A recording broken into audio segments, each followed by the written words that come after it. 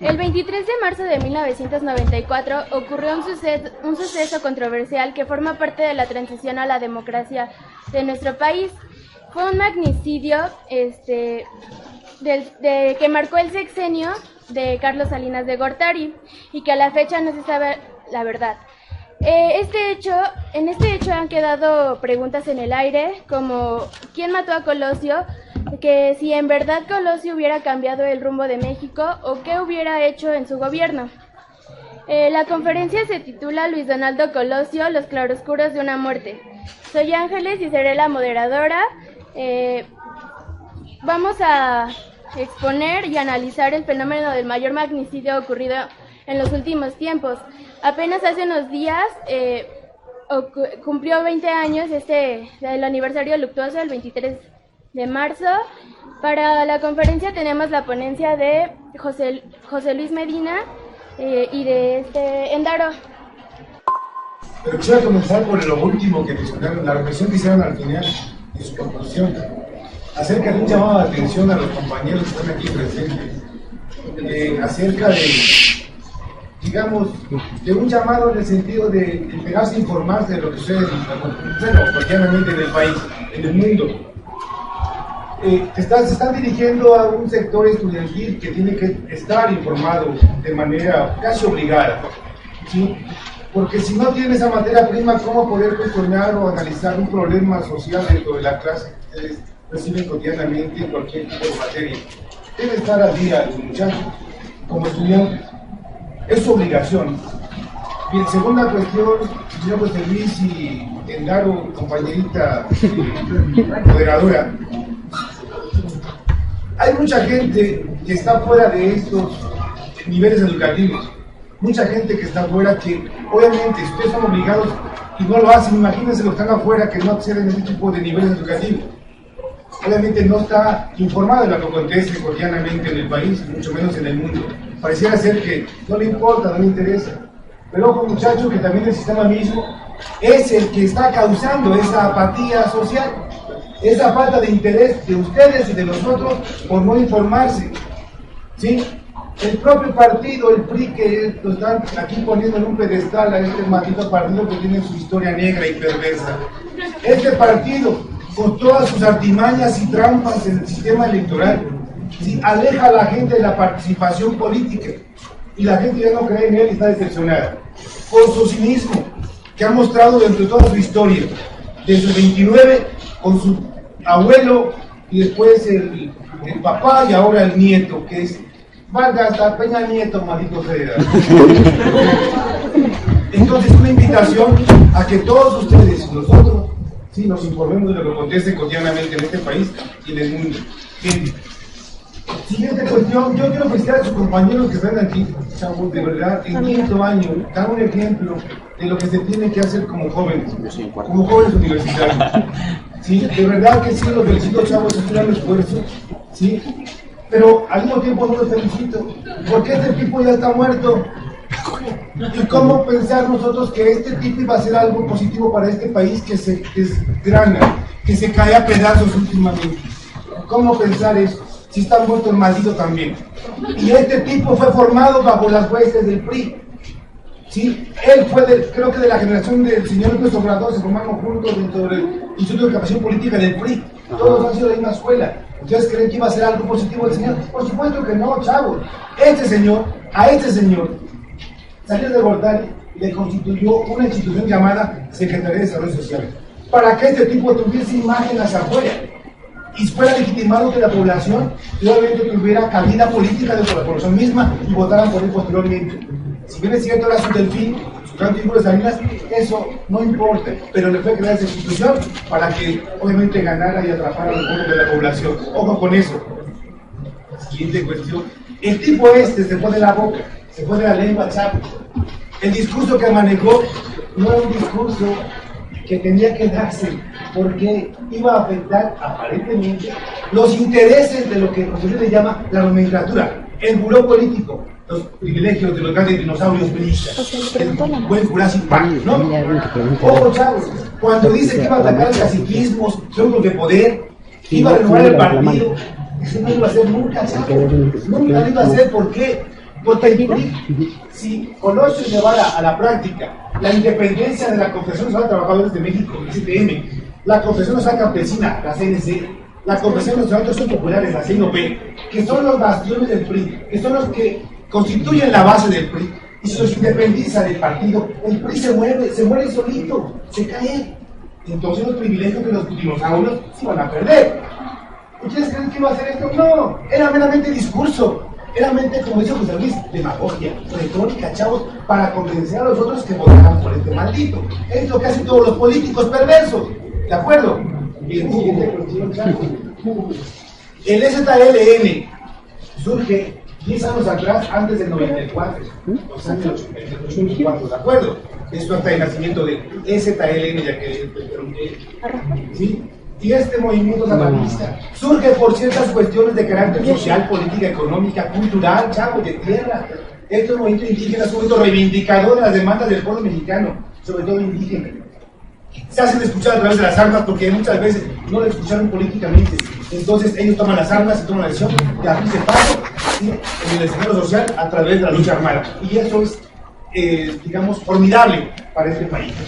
Porque los indígenas, chavos, ya no cabe la lección a los mexicanos de que ellos deben ser figura central como protagonistas de la historia de este país. En 1910, ellos pusieron las cuotas de sangre junto con los campesinos. Y después, casi 100 años después, otra vez los campesinos indígenas toman las armas para abrirse paso en la historia y que reconozcan sus derechos. Entonces significa que, ¿cuántos años del PRI no resolvió los problemas indígenas después de la revolución? O sea, estos malditos se mueven en la lógica de un sistema oprobioso, salvaje y gandalla. ¿De acuerdo? Entonces, ¿por qué resalto el ZL? Porque el compañero mencionó que Camacho Solís fue comisionado de paz.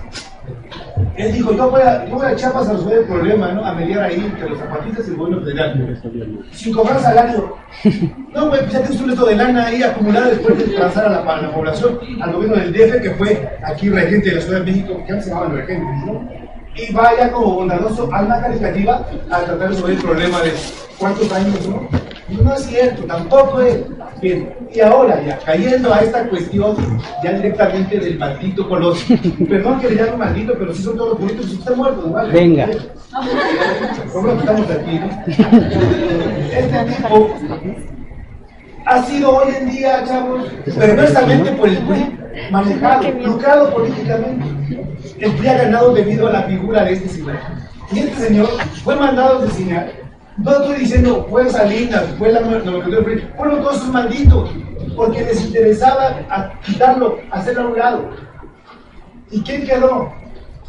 Un estúpido, ¿no? Cedillo. Un frágil, un debilucho de carácter, con poco conocimiento político, su jefe de campaña, Ernesto Cedillo Ponce de León. Él, ahora teorizando Maquiavelo, en su Príncipe, nos dice que cuando un presidente con un príncipe llega por la fortuna, ese príncipe es noble, débil, frágil, de carácter, y no toma decisiones fuertes. Entonces, Salinas puso ahí para poder maniobrar políticamente, es decir, un salinato, un gobierno de Cedillo, pero quien gobernaba atrás, ¿quién era? Salinas. ¿De acuerdo? Y para demostrar a Cedillo que no era tan frágil y débil, ¿qué fue lo que hizo? En el 95 desplegó un operativo policial y militar contra los zapatistas para acabar con la dirigencia zapatista. Falló, por fortuna. Mandó 3/4 del ejército, ¿sí?, a Chiapas a acabar con los zapatistas. Imagínense. ¿Qué PRI tenemos aquí? Un gobierno perverso y odioso que usa el Estado para asumir una postura terrorista frente a la población.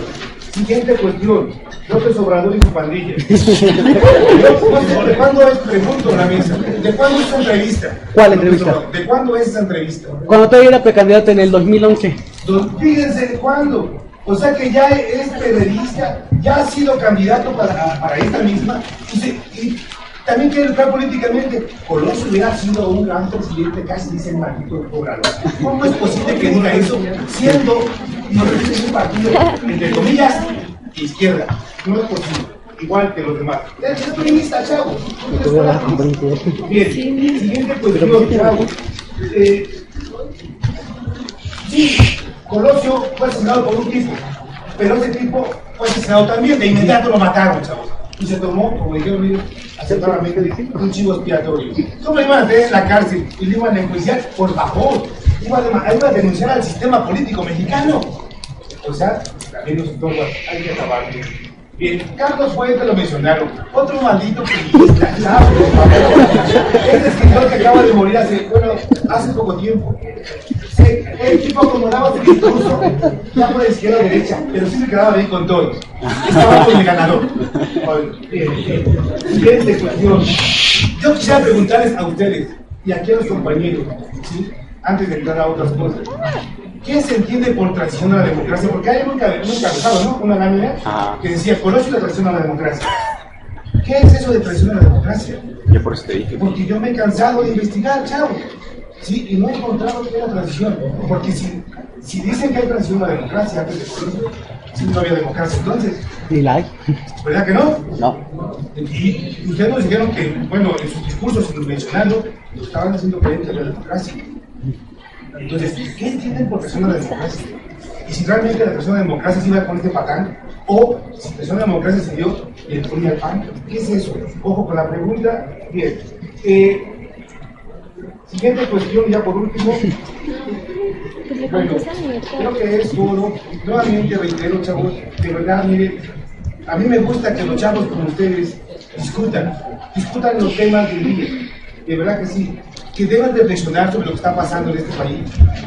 Nosotros los adultos estamos dejando un país como herencia, ustedes, sí, prácticamente en ruina. Y parece ser que ustedes son los llamados a que lo tengan que levantar.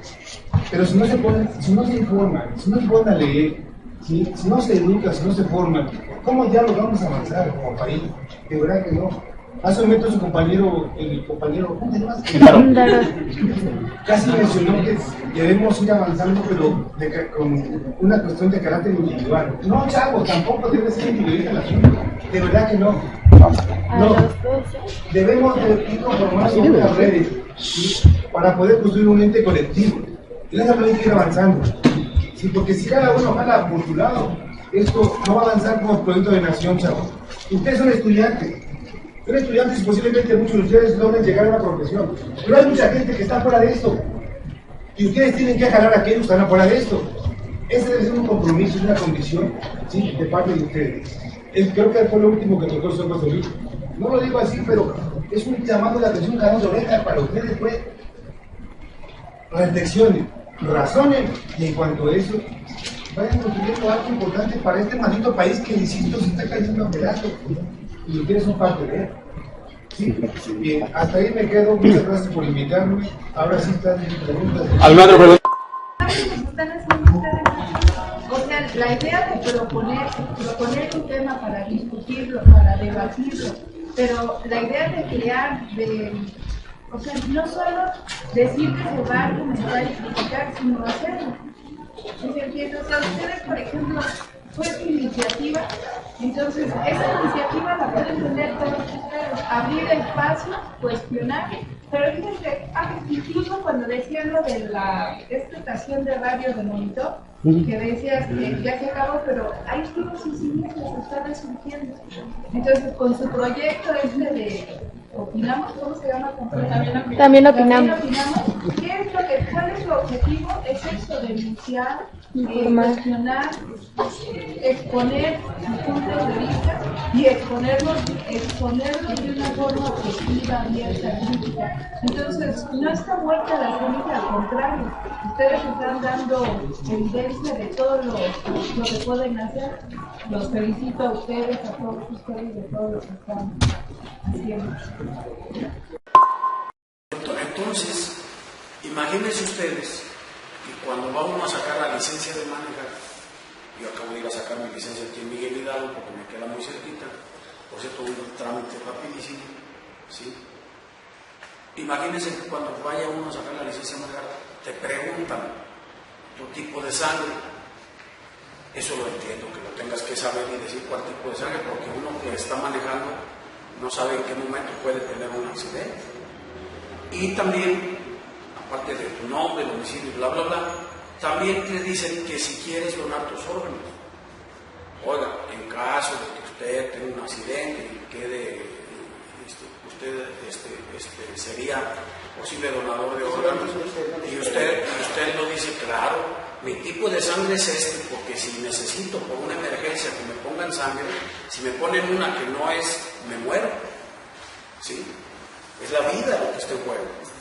Y claro que también hay mucha gente que decimos, yo quiero donar mis órganos.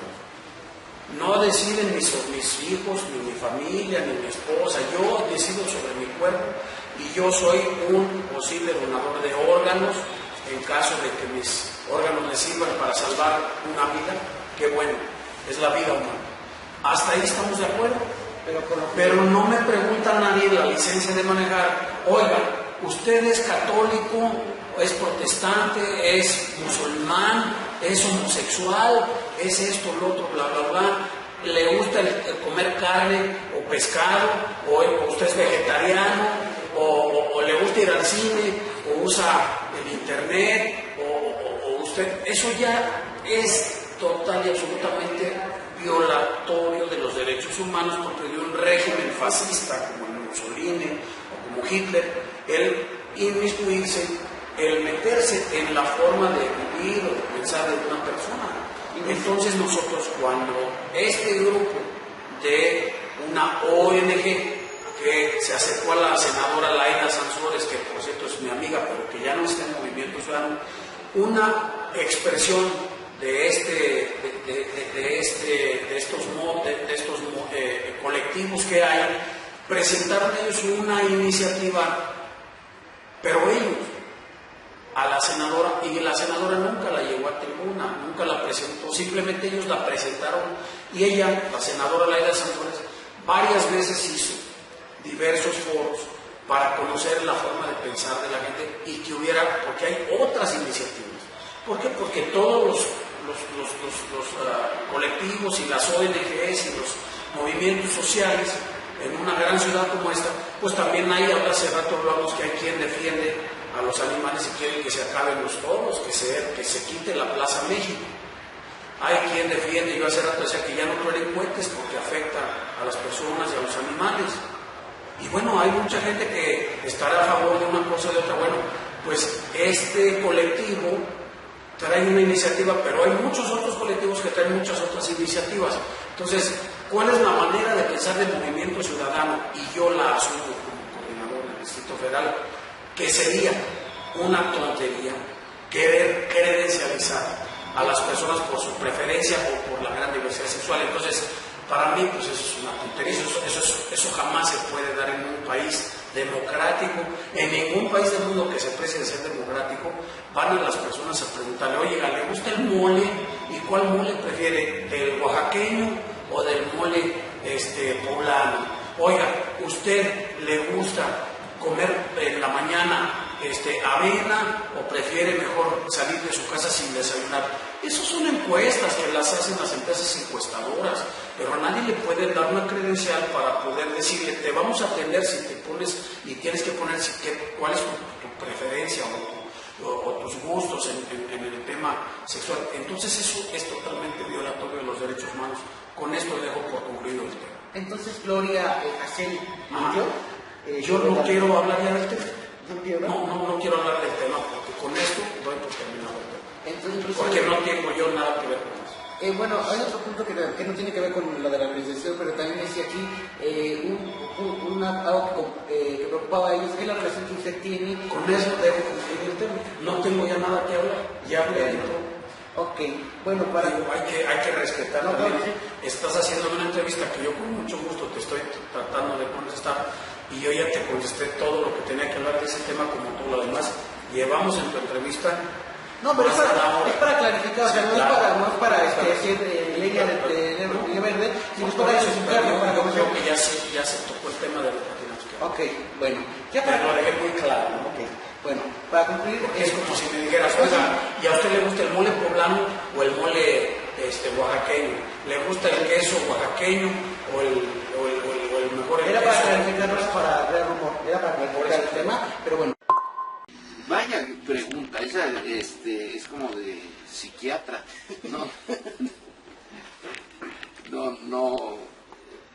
No es una pregunta que me haya yo formulado nunca formalmente.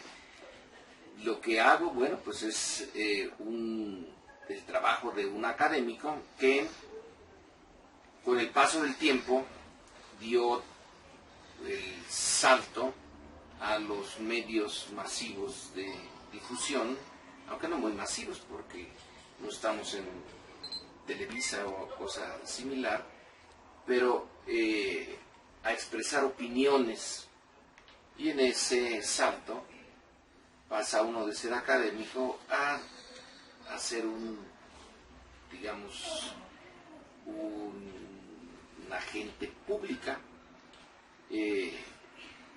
Pues es la única diferencia que encuentro entre el resto de mis colegas en instituciones académicas y yo, nada más. De hecho, es lo que plantea Fernando Boteo Sea en su libro Conversaciones en la Cantina, donde lo entrevistó y decía precisamente que usted era uno de los pocos académicos que de la academia dio un salto a los medios masivos de comunicación, ¿no? Que usted ha dicho, bueno, no a tantos así como Televisa, pero pues sí, a medios importantes, con periodistas muy importantes, pero lo ha hecho, ¿no? Y su opinión pues sí ha dejado huella en la sociedad. Usted, cuando era adolescente, como de nuestra edad, 16 y 17 años, ¿usted quería ser historiador? ¿Quería ser periodista, analista político? ¿Se lo tenía en la mente serlo? No, de ninguna manera. Era algo que, pero ni remotamente se me ocurría que mi vida fuera a transcurrir en los cubículos, en las universidades, en la biblioteca. No, yo quería una vida no enteramente distinta, pero casi. Si no es 180 grados distinta, pues unos 150 grados sí. Yo quería tener una vida más activa y no urbana, sino que tuviera que ver con el campo, con la agricultura, con la ganadería. Eso es lo que mis fantasías iban por ese camino. La ciudad, bueno, yo nací en la Ciudad de México, pero por una serie de cosas que no vienen al caso, la familia se trasladó a una pequeña granja en el Estado de México y entonces quedé muy entusiasmado con la idea de una vida en el campo. No me di cuenta, sino hasta pasado un tiempo, de lo difícil que era eso, porque la economía mexicana no es precisamente la más propicia para las actividades agrícolas. Entonces, sin quererlo, sin proponérmelo, vine a terminar en este espacio. ¿Y no será bien? Pues ya para qué. Ya no tiene mucho sentido arrepentirse. Ya lo hecho está, y hay que seguir por ese camino y hacer lo mejor que uno pueda. Y vaya que sí. Doctor, ¿cuáles han sido sus mejores experiencias significativas que han vivido en esta etapa que vive de su vida como analista político, historiador, periodista? Vaya preguntas las que me está usted poniendo. No encuentro ninguna así particularmente llamativa. Quizá la parte que más me agrada es el mundo de las ideas. Es cuando me enfrento a teoría política, teoría sociológica, que son las dos que me interesan, realmente me entusiasma encontrar una buena hipótesis, ahondar en las ideas de algún clásico, meterme al libro y ir descubriendo cosas que no conocía, o que conocía a medias, o que había yo entendido mal, y en darle vueltas a una buena hipótesis. En cuanto a la teoría, luego, en cuanto a la recreación histórica propiamente, eso sí me entusiasma porque me permite salirme del mundo donde estoy, del México de ahorita, del 2014, con Peña Nieto en la presidencia y el PRI de regreso a México, y me voy a otro siglo y a otras circunstancias que yo elijo, y me quedo allí.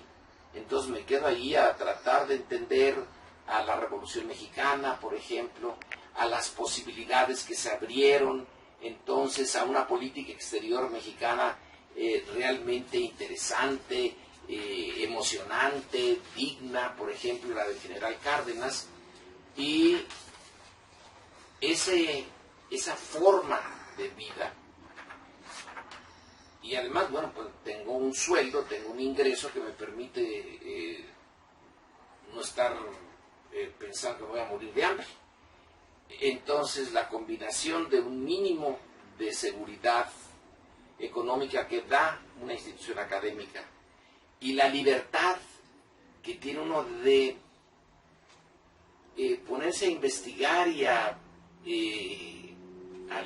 leer sobre lo que uno desea, y la posibilidad de vivir, aunque sea de esta manera un tanto absurda, otras épocas del país en donde había más ilusiones, posibilidades, que había más entusiasmo, pues eso serían las experiencias que sí me gustan. Doctor, vivimos en una generación difícil, compleja, pero cuando usted era joven, ¿hace alguna diferencia con esta generación de chavos a la cuando usted estuvo en ella? Creo que ha cambiado. Sí, algo. sí ha cambiado una cosa importante, las oportunidades económicas. Cuando yo entré ya al mundo de las universidades, del posgrado, no pensé mucho en el empleo, porque sabía que existían esas posibilidades de que si uno salía de una universidad, pues obviamente que iban a tener un empleo, que no había ni que buscarlo. En realidad yo nunca los busqué.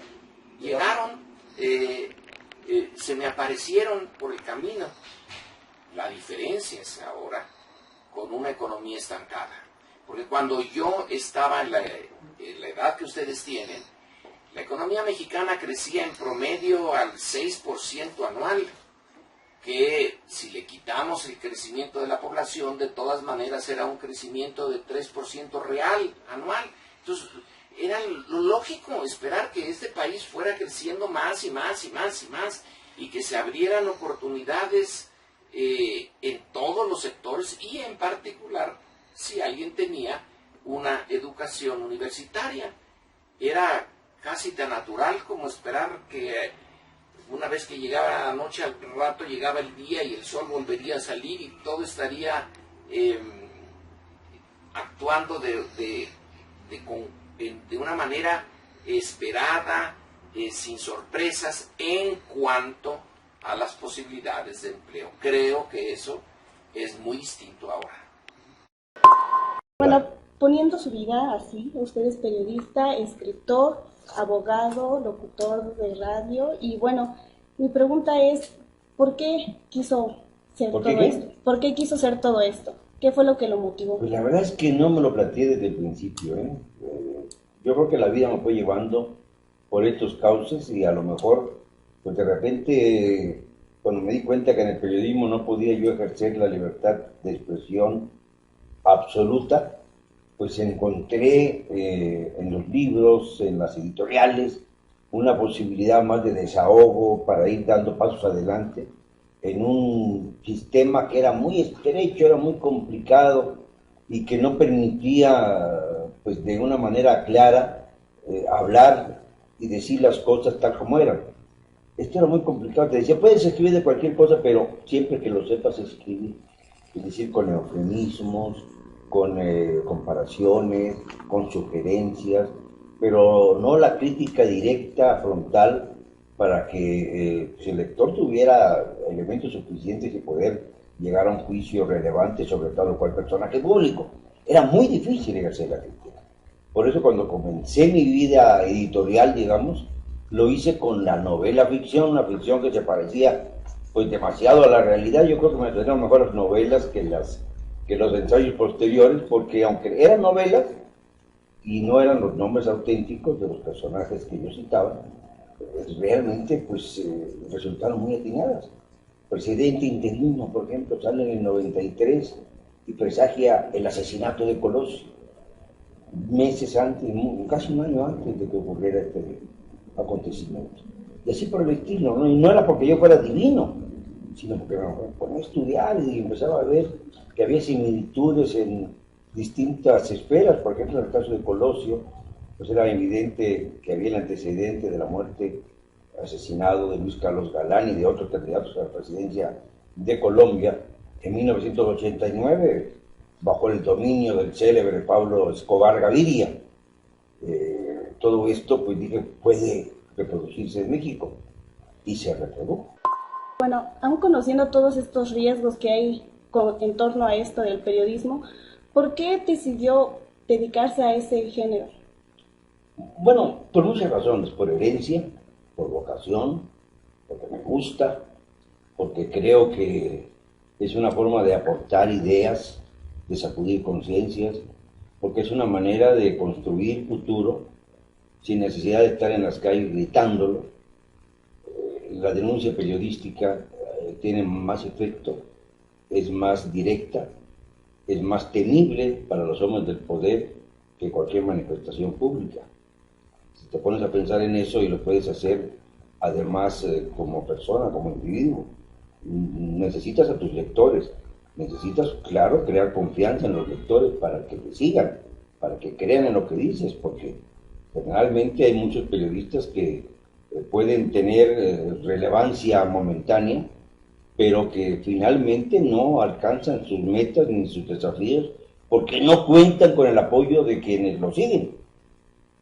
A un periodista le es muy sencillo fracasar. Basta con que si tú estás dirigiendo un programa de televisión o conduciendo un programa de televisión, pues cambien de canal. Si estás leyendo un periódico donde hay un artículo que no te gusta, le das vuelta a la página. Y eso es todos los días, es decir, estamos los periodistas sometidos a la más democrática de las expresiones, el consenso de los lectores, de los radioescuchas, de los televidentes, que es de todos los días. Mantenerse con cierto apoyo social es muy relevante para un periodista, es lo único que lo justifica. ¿Cómo ve a usted la sociedad de México, la sociedad juvenil? A los jóvenes. A los jóvenes. Los veo mucho mejor que a los jóvenes que éramos antes.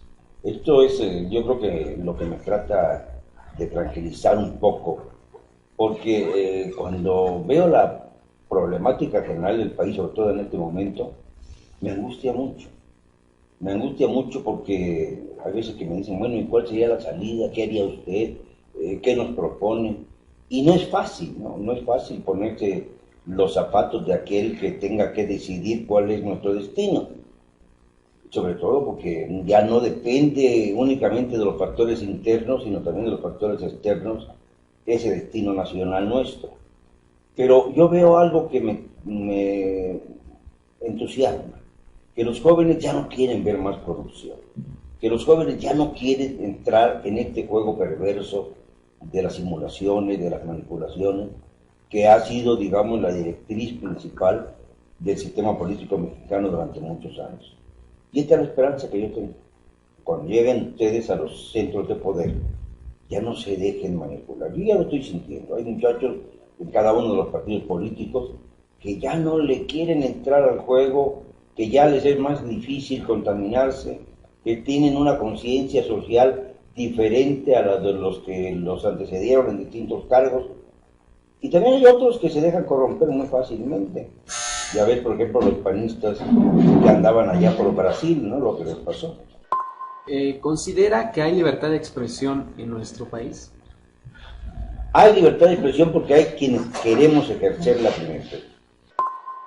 Han aumentado el número de periodistas que han sido asesinados, que han sido desaparecidos, que son perseguidos. Y esto no es bueno para la libertad, por supuesto. Pero mientras haya críticos que estemos dispuestos a defender nuestro derecho a expresarnos con absoluta libertad, la libertad de expresión seguirá adelante. ¿Cree que acabándose el narcotráfico, la estabilidad política del país pueda mejorar o la condición? Yo te digo algo y te vas a asustar, que además es un dato que tiene ya varios años y que tendremos que actualizar para mal, porque no es para bien. Si desaparece el narcotráfico totalmente, la economía de los Estados Unidos, sufriría un colapso entre el 19 y el 22%. ¿Y sabes lo que significaría eso para la economía mexicana? Un derrumbe del 60%. Para que me entiendas así ligeramente, en la peor de las crisis económicas, el derrumbe económico ha sido entre 3 y 4%.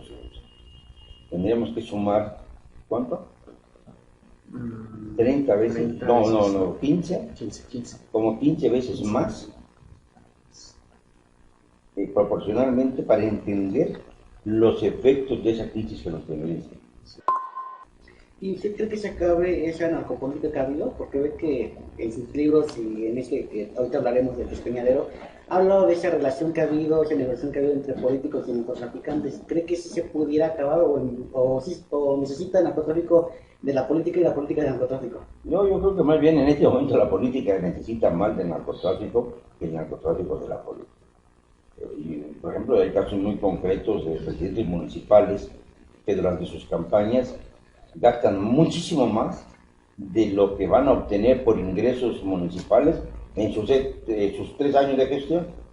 Si no fuera porque hay dinero sucio de por medio, no sería ni siquiera medianamente rentable. Ya ves que hay un sujeto ahí en San Blas, en Nayarit, que con toda despachatez dice, bueno, yo robé pero poquito.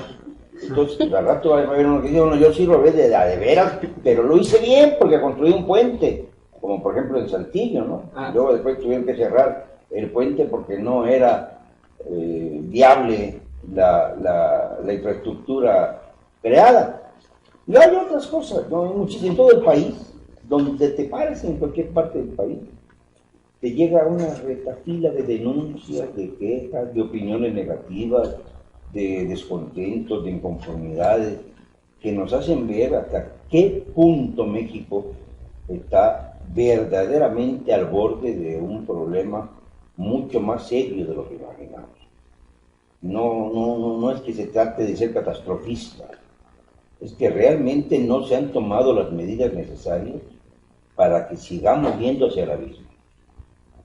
Creímos que íbamos a salir de ese camino en el 2000 y nos fue bastante peor con el gobierno de la derecha.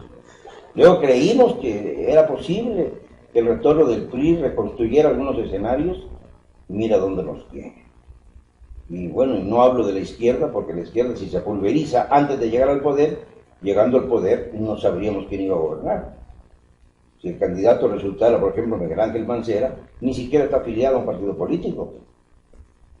Y si resulta que Andrés Manuel López Obrador, con su morena querida, va a ser otra vez candidato, pues es obvio que va a haber un sector de izquierda que va a proponer a otro candidato. Y van a seguir destruyéndose a sí mismos. Por eso es tan complicado esto, ¿no? Y por eso se apuesta tanto a la continuidad. Tanto que ya ves que hace unos días se publicó en los periódicos una especie como de novenario, donde se hablaba de las misas que iban a darse en honor al centenario, al 99 aniversario de la muerte de don Porfirio Díaz. Si tú vas al Monumento de la Revolución, el Monumento a la Revolución, y te metes a la tienda ahí de souvenirs, es ya característico, te encontrarás que todos los souvenirs que tienen que ver con don Porfirio son los más vendidos. Venden más que los de Zapata, que los de Villa, que los de Madero. ¿Eso qué significará? ¿Un problema de deformación en los mexicanos?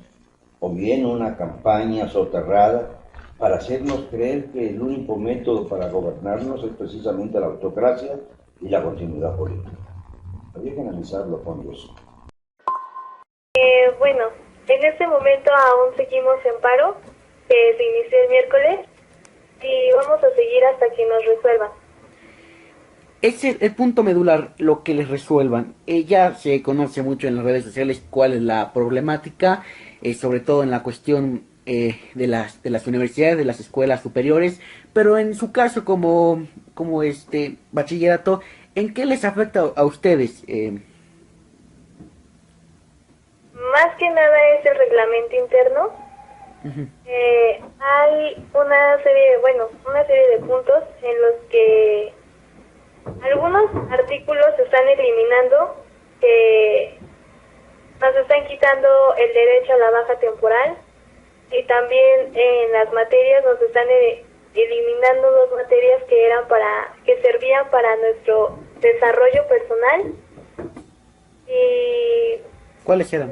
que cuando tienes dos materias, si repruebas dos materias en el semestre, ya te dan de baja definitivamente. Bueno, ya nos comentaste pues la cuestión del reglamento interno que pues bueno, sí, muchos coinciden en ese punto y también en otros que pues bueno, algunos abordan, algunos consideran preocupantes y otros no. Hay un punto que es debatible por la cuestión de que la directora general del Politécnico, la doctora Bustamante Díez, ha dicho en algunos medios que pues sí hubo una promoción, que sí hubo una difusión de estas modificaciones.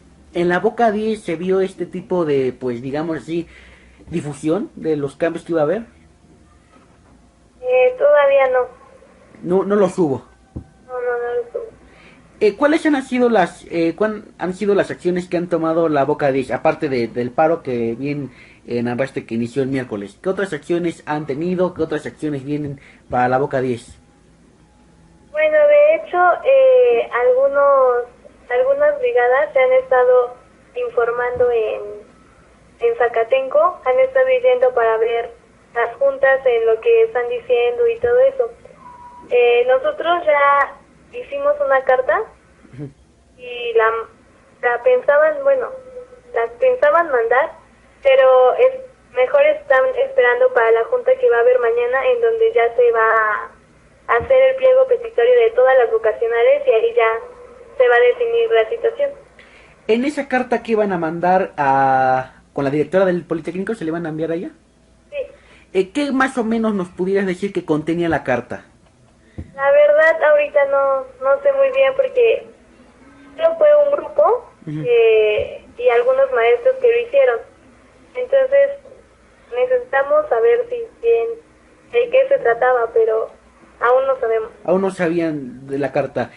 Mañana va a ir, como dicen, brigadas o como también se les conoce como contingentes a esa junta. ¿Dónde va a ser esa junta? Yo tengo entendido que va a ser afuera de la biblioteca de Zacatenco, a la 1:30. ¿Vas a estar ahí? No, yo no voy a poder ir, porque de hecho no es que vaya una masa o un contingente así como tal, sino se van a ir los 5 representantes de cada escuela para que esté más organizado esto y ya ahí se va a llegar al acuerdo. Ok, qué bueno que lo aclaras, porque luego sí hay confusión. Pues bueno, se ha hablado de más acciones, de más marchas, inclusive se ha comentado que mañana hay una marcha. ¿Estoy en lo cierto? No, eso ya está totalmente ¿Descartado? Hoy nos pasaron, de hecho, un maestro de Zacatenco pasó a las vocacionales a avisar que ese movimiento estaba organizado por un grupo de porro, y entonces solamente se va a hacer la junta, no se va a hacer ninguna manifestación hasta el martes. El martes todavía no se confirma la hora. Entonces, te vuelvo a preguntar, entonces esa marcha que iba a haber mañana, que dices que se canceló, ¿estaba organizada por porros del Politécnico o por otros entes? Sí, sí estaba organizada por porros y fue cancelada, ¿cierto? Sí. Pues, ¿ha habido algo de presión, de amenazas externas hacia ustedes como estudiantes? Podemos decir que sí. ¿De qué tipo ha habido? Policías, bueno, no en sí así que lleguen y nos amenacen y cosas así, pero pues como sabemos tenemos infiltrados, y para como ya dijiste, por seguridad es mejor. En nuestra vocacional está prohibido dar nombres. De hecho no hay dirigente, todos somos todos, y no se dan nombres, no se dan nada. Sí, pues, es necesario, desgraciadamente en nuestro país es necesario estar bajo el anonimato para poder hablar, para poder expresarse, y pues bueno, y te agradecemos muchísimo que a pesar de toda esa situación aceptaras hablar con nosotros en las condiciones como tal, y pues lamentamos que sí, como mencionabas sutilmente, pues algunos policías o infiltrados que siempre habrá en este mundo, pues bueno, ahora sí, ya para irme rápidamente, pues el 2 de octubre, no se olvida, hace 40 y tantos años se dio algo parecido, no parecido en el contexto total, pero sí algo igual se está dando. ¿Crees que haya una similitud? ¿Crees que algo te recuerda ese 2 de octubre del 68? La verdad, una matanza como la que hubo ya no se espera. No, una matanza, ojalá que no la haya, pues no se desea, pero históricamente hablando, pues el 68 fue punto de partida para una transición a la democracia. En ese sentido, pues sabemos que estamos en un régimen, no en régimen, sino en un sexenio priista que daría pie a regresar a pues a un autoritarismo. Exacto. Y pues bueno, ya vemos que están trabajando tanto en el Politécnico con pues cambios que va a haber en sus planes de estudio, en la cuestión del reglamento interno. En la UNAM también se ha manifestado el tema con el programa de la planta académica, que aquí lo hemos abordado en También Opinamos, con la cuestión de la planta curricular, que también es modificación a los programas de estudio, y pues también en otras instituciones educativas, y pues también en otras universidades. Pues te agradezco mucho que estés aquí en También Opinamos. No perdamos la comunicación, y pues cualquier cosa aquí estamos. Gracias. Muchas gracias. Bueno, pues esta es la voz de esta chica que nos ha compartido su experiencia. Seguimos en También Opinamos.